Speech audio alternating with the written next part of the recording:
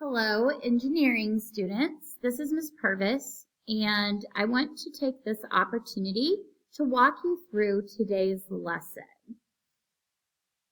Today we are going to be focusing on isometric sketching, and this is going to be a student-paced engineering skills workshop where you are going to be mastering the skill of isometric sketching, which you will need as you begin to create your own designs and as you begin to work on your glider challenge. I asked our sub for today to put the first three on the board. However, if you did not follow those instructions when you walked in, I am asking that at this time you go ahead and pick up the isometric sketching packet that looks like this from the table by the front door of the classroom. Please make sure that if you don't have a pencil that you get one from the red box, and also please make sure that you grab a ruler. These are items that you can borrow in this class, but they do need to be returned at the end of the class period. Once you've done that, please return to your assigned seat and make sure that today you are able to see the screen, as you will need to be working on your paper and glancing up at the screen from time to time. So our objective for this series of lessons is that engineers will be able to learn and practice the design skill of isometric sketching in order to be able to create accurate scale drawings of designs. Every engineer I know has told me that being able to create accurate and high quality three-dimensional sketches is a great skill to have and very important. However, they also have said not everyone feels comfortable drawing or is actually great at drawing 3D images. And so this is a technique for creating those drawings that will actually help you if you follow it carefully and follow these instructions so that you can create good quality drawings of your design ideas, even if you don't feel like you're a good artist or you're good at drawing. Our content language objective is that engineers will be able to explain verbally and in writing the step-by-step process of creating an accurate and isometric sketch. So it is very important that as we go through this process that you follow along. Our agenda for today's class, I'll give you an introduction to isometric sketching. Then we're going to learn some of the basics of creating an isometric sketch, and then you will have some time to practice and apply your skills before dismissal. We will most likely work on pages 5 and 6, 7, and possibly 8 today, and then we will move to pages 9 and 10 on Monday. You will need to turn in the packet, and I will be grading to see if pages 5 through 10 are completed on Friday and Monday in class. So why are we learning isometric sketching?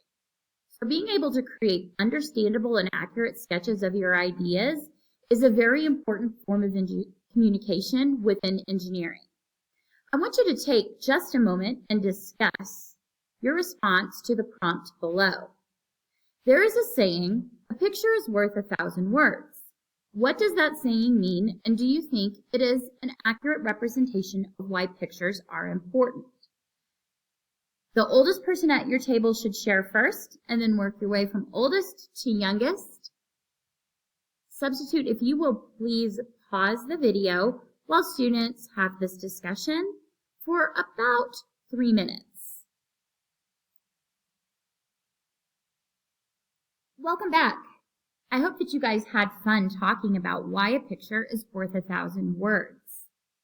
I have found that there are many times that it's impossible for me to actually describe exactly in words what I'm talking about, but by showing a picture to someone, they immediately understand and get how something is supposed to work or how it goes together.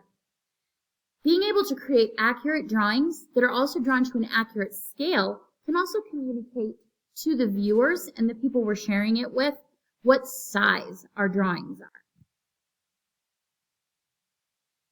Isometric sketching is a technique for creating a three-dimensional representation of an object on a two-dimensional plane that's your graph paper, using a set of specific guidelines. In an isometric sketch, all three dimensions, length, width, and height, are shown at full scale, but are distorted so that they are represented in equal proportions, giving the illusion of depth and volume. The result is a pictorial representation that can be used to communicate design ideas or to create technical drawings. So here in this image, you can see that we have created a three-dimensional isometric sketch of this shape. And that if we were to turn this shape to look at it straight from the top, this is the view we would see. Then on the green part, that would be what it would look like if we were looking at it in 2 dimensions only, straight from the front. And then from the right side, we would be able to see what is in the yellow. So you can see that this is a way for us to equally show sides of a design and communicate what your ideas are to someone who you are trying to explain it to. There are some special kinds of paper that are used to create isometric sketching that make it so much easier. So it's typically done on a special grid paper and sometimes on isometric dot paper. So when you use the lines or the dots correctly, it makes it easier to create accurate 3D sketches. For these lessons, we are going to be using the isometric grid paper, which is the one that looks like it has triangles on it. Just so that you know, the isometric grid paper is set up so that the width and depth lines are drawn at a 30-degree angle. This allows us, if we stay in line with the grid lines on the paper, to create simple 3D sketches that show 3 different sides of an object.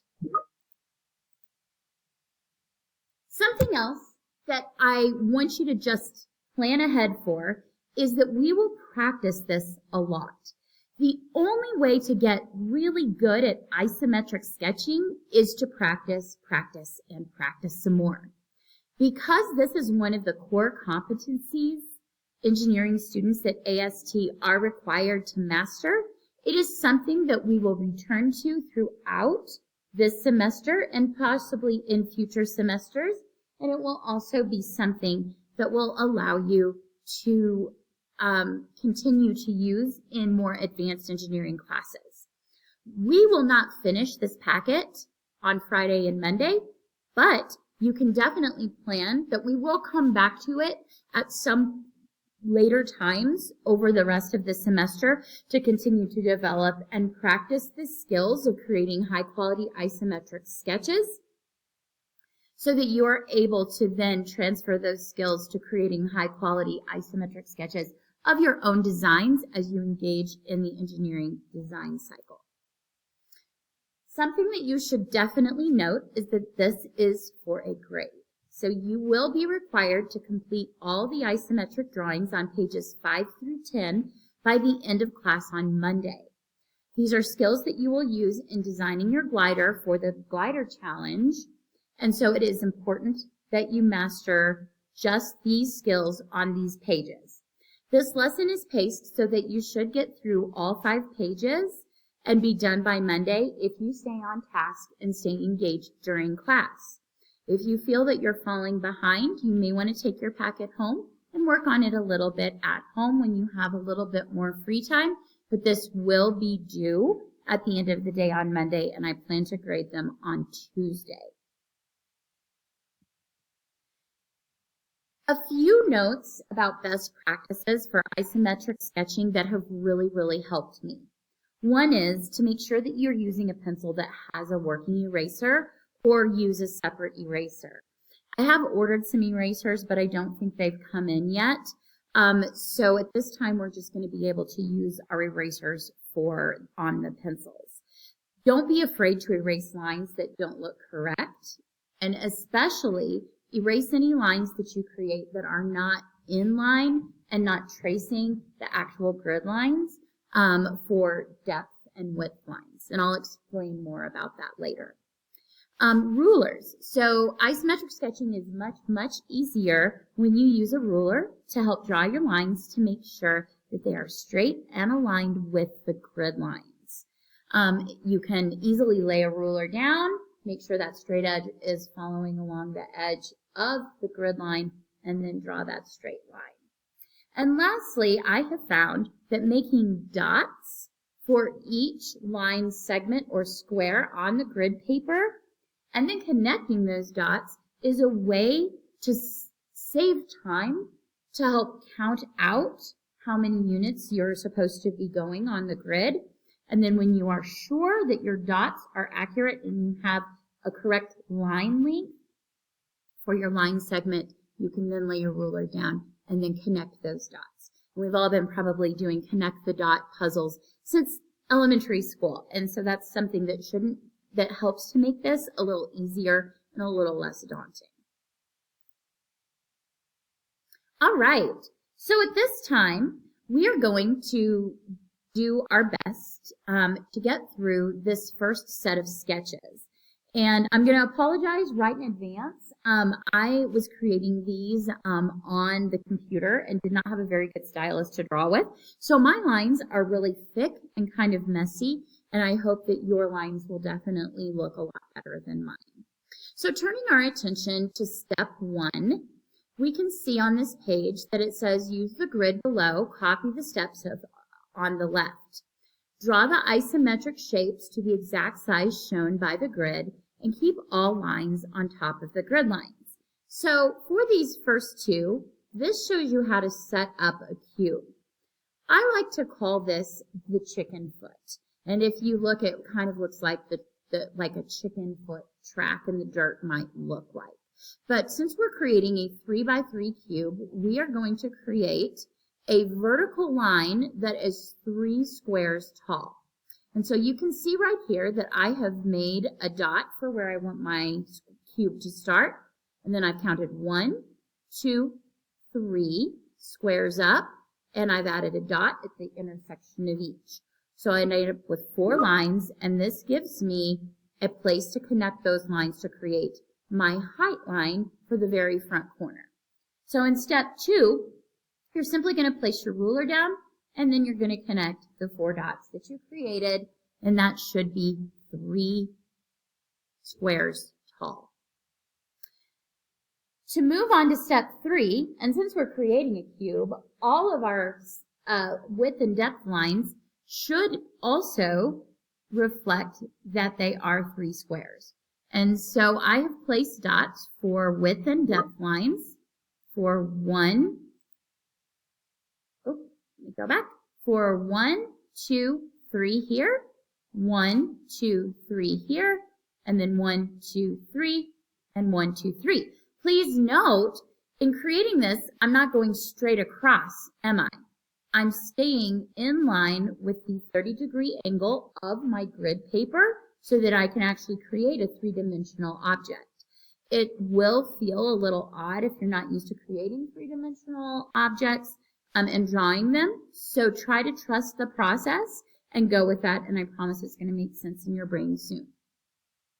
On step 4, you're simply connecting the dots for the 4 line segments that you need to create. And you can see that we're starting to have the shape, the general shape of the cube and the front edge of the cube. Over here on step 5, you can see that I have now created dots, which will help me to create the other 2 height lines on the right and the left, and then an additional depth and width line for the top side of the cube, and then I have connected all of those to create my cube. And again, my lines are very messy because I was drawing this on a computer screen, and I am not very proficient at that and did not have the appropriate tools. Your lines should be able to be better because you are using a pencil, you can erase as much as needed, and you can use a ruler. I'm going to ask the sub to go ahead and pause the video, walk around the room, see how everybody's doing, and go ahead and take the next few minutes to try to get your first ever isometric cube drawn.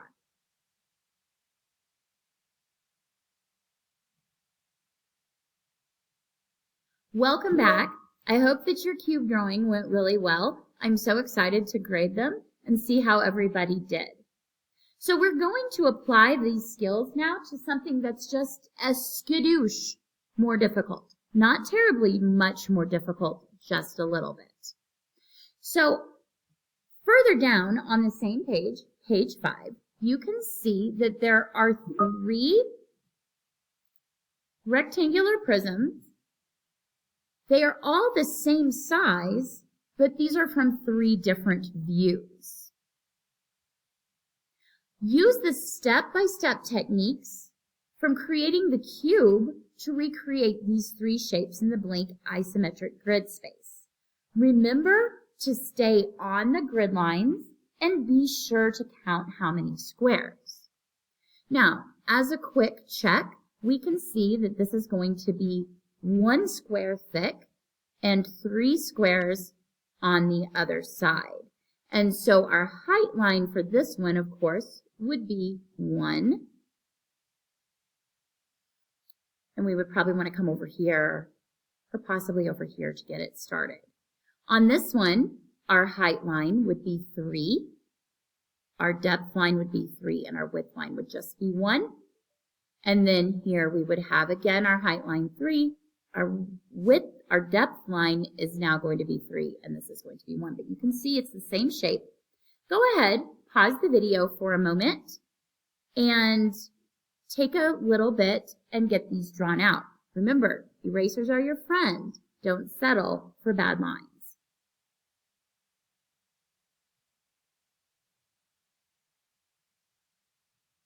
Welcome back. I hope this is going really well for you. By this time, you probably can see if there's some people at your table, and maybe it's you who's struggling a little bit with these, and some people who this is really clicking in their brain. Remember that one of the great things about sitting at a table with a group is that you can help each other. So if you are someone, and this is really clicking in your brain, and you really are getting it, and there are people at your table who are struggling a little bit, when you have time to work on these, please make sure that you're offering any help that you can and supporting each other to get this done. Another way that we identify different views is often by shading. So to shade an object, you need at least 6 different values of color, ranging from light to dark. Lightest is usually white or the color of the paper. Here are the steps to create value colors for shading. So you can choose a hue, so select the hue you want to use as the base color for your value scale. You can lighten that hue by adding white or creating a lighter value. Since we're using pencils, typically that would just mean we're not pressing as hard and so we're not depositing as much graphite onto the paper. To darken the hue, you would just press harder with your pencil and possibly layer more graphite onto your paper. To adjust the value, you would typically have to use an eraser or you would have to add more pencil, another layer of pencil. Oftentimes, it's really helpful to have various gradients to help things to stand out or to show and distinguish separate parts of something you're creating. For our next sketching practice, this is a lot of isometric sketching practice, and then it is additionally adding the hue shading, and as you can see, each one of these, the view is what's being shaded. So the top view is left white, the front view is a light shade of gray or graphite, and the right side view is a darker shade of gray or graphite. For this activity, and this will take you to the end of the class, and it is possible that you will not finish all of this and may need to come back to finish this page on Monday. You're going to use your isometric sketching skills that we have been working on to create each of the shapes on page 7. Remember to make your dots connect to the dots into lines, and then to stay on the lines on the isometric grid. So you will be drawing each shape right next door to the drawing here. And as you're going, really gauge, am I drawing everything the exact same size? Am I creating the exact same image here? And if it's not looking correct, the first question you need to ask yourself is, am I staying on the lines? Am I getting off the lines and creating my own lines? Because right now we're not creating any new lines. We're simply going with the lines that are shown, unless we're creating the vertical height line, in which case we are creating our own lines to connect. The other thing to consider is, are you counting squares correctly? So I would highly recommend starting out by going around and just making note. This is 3 squares, width, height. Make a note here. This is 2 squares high. This is 1 square high. Making some notes of those numbers will help you to create it accurately. Once you feel that you've created the isometric sketch accurately, go ahead and shade each view a different gradient. And if you are not into pencil gradients like this and prefer to use colored pencils, and select 3 colors and make the top view 1 color, the side view 1 color, and the front view 1 color, you may do so by helping yourself to the colored pencils in the tray. Just make sure that you return them at the end of class. Remember to erase and start again until your isometric sketch looks like the one on your paper. So you're really creating a copycat here. Teacher, you can go ahead and pause the video until you have about 3 minutes remaining in class and allow that time for cleanup. Welcome back. I hope that your isometric sketching and your shading has gone okay. If it's not feeling great, don't panic. We're going to have a lot more time to practice, and I will be back with you on Tuesday to answer any questions that you have.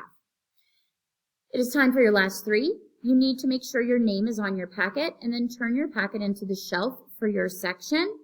Return the ruler and pencil if you borrowed one. Part of our cleanup means that you're checking for trash or other materials that need to be put away or discarded. Gather all your papers and your belongings, and when the bell rings, you are dismissed, and we'll see you back here on Monday.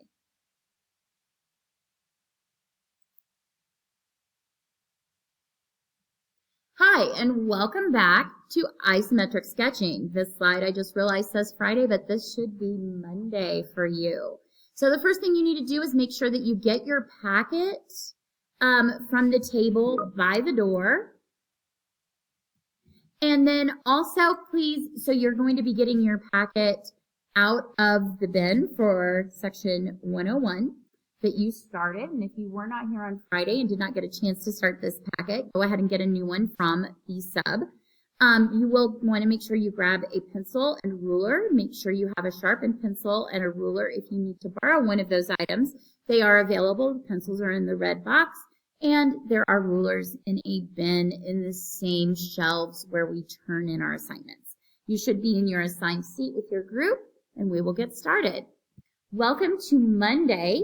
Our objective continues to be that engineers will be able to learn and practice the design skill of isometric sketching in order to be able to create accurate scale drawings of designs. We are going to be jumping back in, starting most likely on page 8 of your packet. If you did not get all of the sketches done on your packet, please feel free to return to the part of the packet where you left off and get back to work.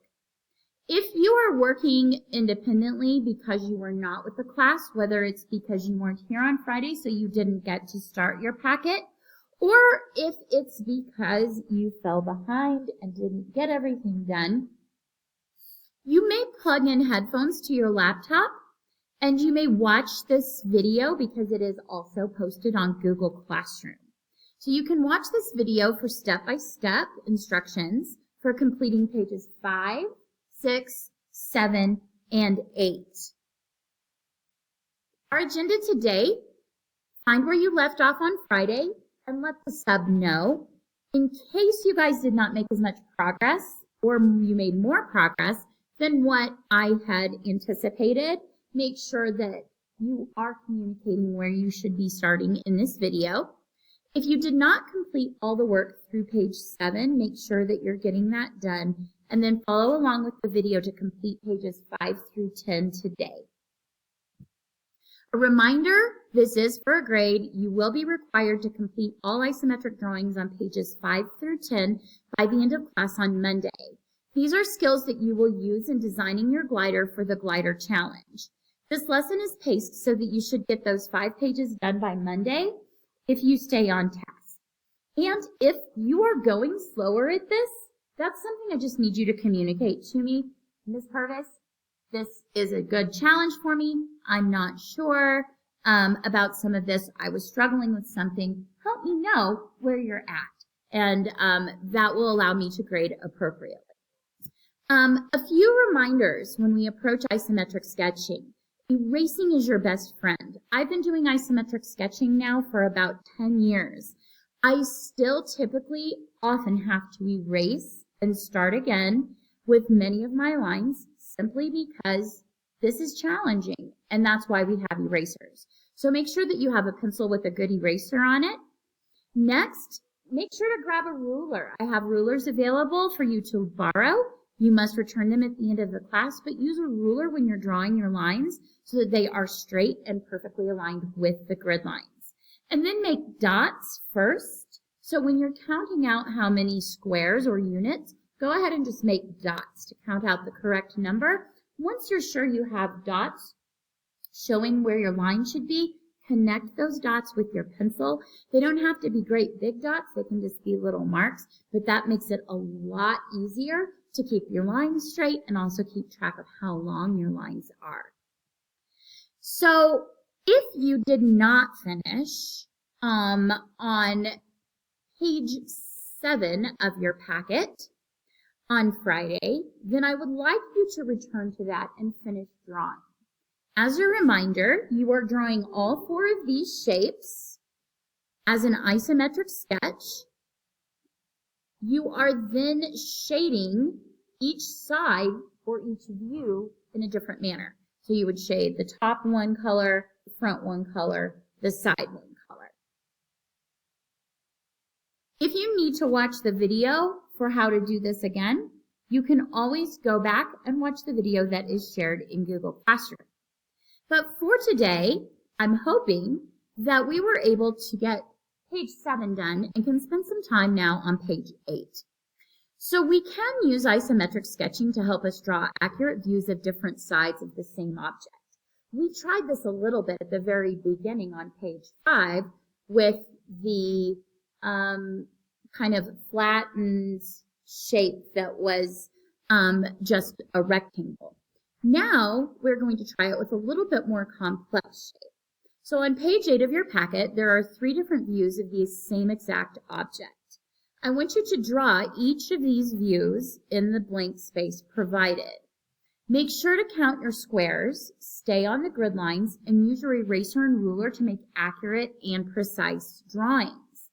Pay close attention to where the lines are in these drawings, and then create an accurate duplicate. Teacher, you may pause the video to give students time to work on this next step. Welcome back. I hope that it went great for you as you were practicing drawing the same object from 3 different views. The next challenge is a little bit different.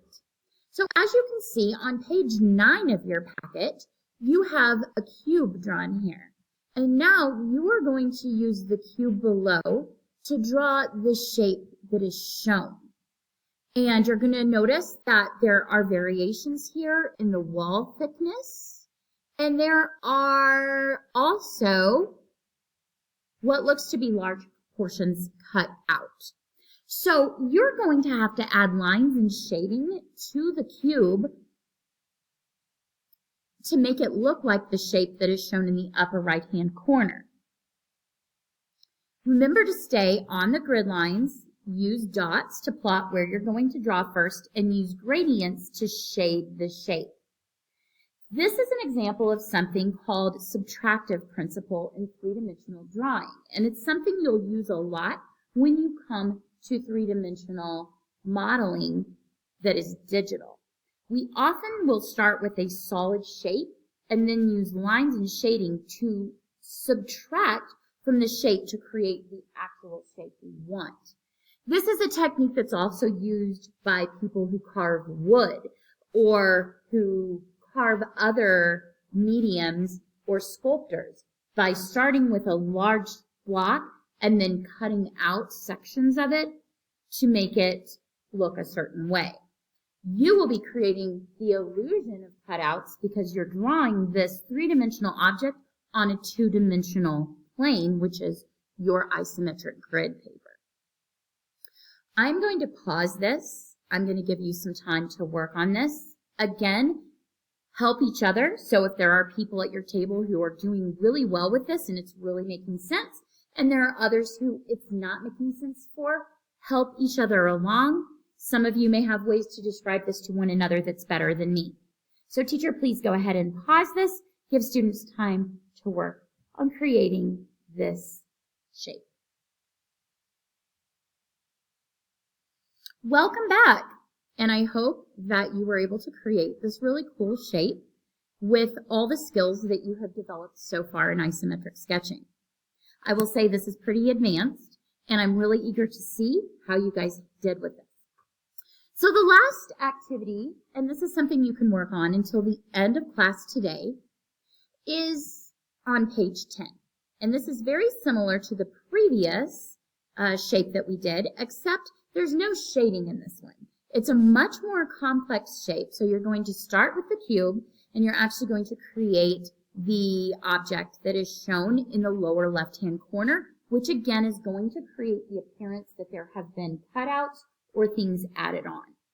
So you're going to add lines to make the cube into the shape shown on the bottom left. And remember, it's really important to count those grid lines and spaces, stay on the grid lines, and use dots to plot where you need to draw first. And once you're confident that you have that done, then you can fill in and make the final line with your ruler. This shape uses something called the subtractive principle. And this is from the previous drawing that we learned about the subtractive principle. But in some places, it also uses the additive principle. And that is going to be on the top here where you can see it looks like there's a little box that's also on top or added to the outside of the cube. And so when we use the additive principle, we're actually using multiple different shapes and adding them together to create a larger shape or object. Teacher, you can go ahead and pause and give students time to work on this.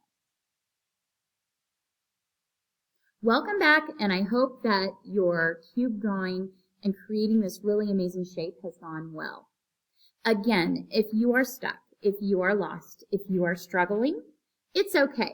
We'll talk about when are some good times for some tutoring so that you can come in and master this skill. And I will also be taking questions on Tuesday when we start getting back into designing your glider. In the meantime, it is almost time for you to leave. So please put away any materials. Make sure your name is on your packet. Turn it into the shelf for your section, and then return the ruler that you borrowed and the pencil if you borrowed one. Lastly, please check the area around your table for trash or other materials that need to be put away or discarded, and gather all your papers and belongings and make sure to take them with you. You will be dismissed when the bell rings.